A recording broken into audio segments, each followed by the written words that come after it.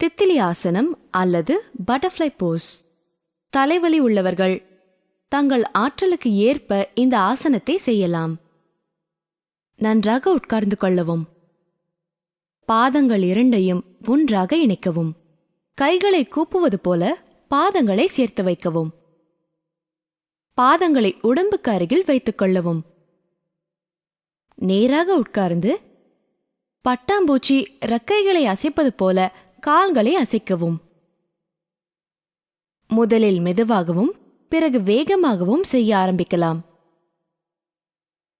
கால்கள் மேலே போகும்போது வயிற்றை அழுத்த வேண்டும். பிறகு தரையில் பதிய வேண்டும். கால்கள் தரையில் பதியும் போது சத்தம் வர வேண்டும்.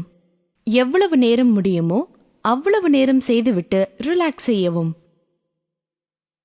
கால்களை முன்னே நீட்டிக்கொள்ளலாம். ஆசனம் செய்யும்போது எங்கு புல் அல்லது ஸ்ட்ரெச்சை உணர்ந்தீர்களோ அந்த இடத்தில் கவனத்தை செலுத்தவும்.